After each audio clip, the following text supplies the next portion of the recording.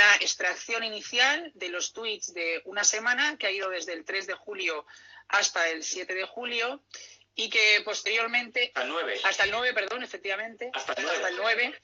Y que, gracias por la corrección, y que finalmente pues ha derivado en una serie de miles de tweets, unos más de 30.000 para el caso de Pablo Casado y unos 15.000 para el caso de Soraya, y que han derivado en 4 figuras de gráficos que nos permiten comprobar cómo interactúan en torno a diferentes hashtags, en concreto los 2 que utilizó cada candidato mayoritariamente en las campañas, Yo con Pablo, Ilusión por el futuro en el caso de Pablo Casado y Para que gane el PP y en positivo en el caso de Soraya, analizar pues las interacciones que se producían en cada uno de esos hashtags.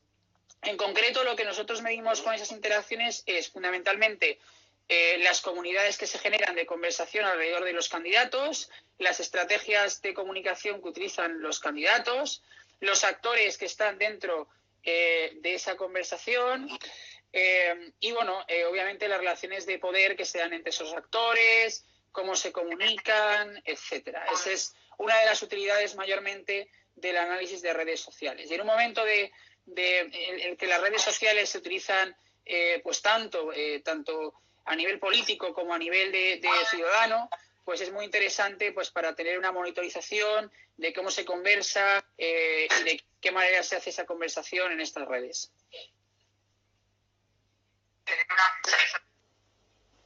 Se ha cortado un poquito. Se me ha cortado ahí un poquito. Hay un poco, sí.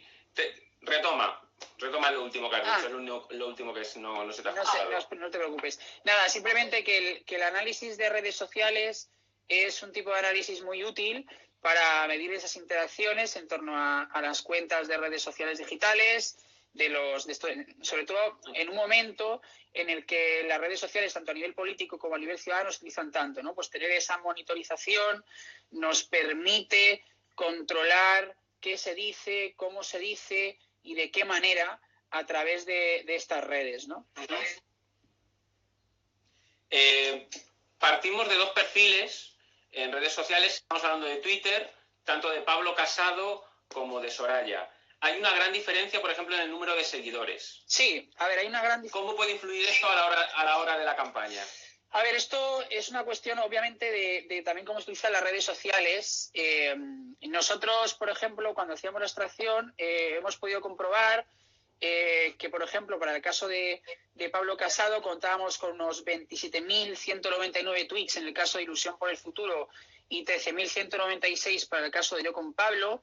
Y en el caso de que gane el PP, pues unos 9.891 tweets y unos 4.068 que juntos suman aproximadamente unos 13.000, 14.000 para el caso de Soraya. Hay una gran diferencia, ¿no? Obviamente el candidato Pablo Casado es un candidato más joven, que está más dado a utilizar o que utiliza con más asiduidad las redes sociales digitales, por lo tanto, parte de una comunidad que ya ha ido construyendo mediante el contacto constante y esa juventud le favorece en ese sentido. Además, recordemos que el público de redes sociales suele ser un público mucho más joven normalmente.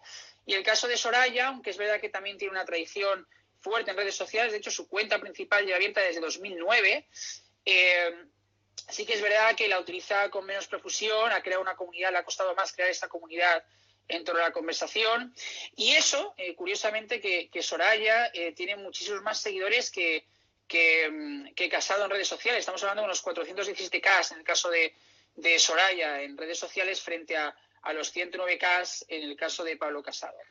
Pero esta cifra de seguidores, y eso de alguna manera nos refleja que realmente para medirlo el poder en redes sociales no es importante el número de seguidores, sino cómo las utilizas y de qué manera, pues vemos que la efectividad de la campaña en redes sociales de Pablo Casado ha sido mucho mayor, sobre todo porque ha generado mucha más conversación en creación de tweets y en interacciones, como podréis ver en los grafos que os presentará Rafa próximamente.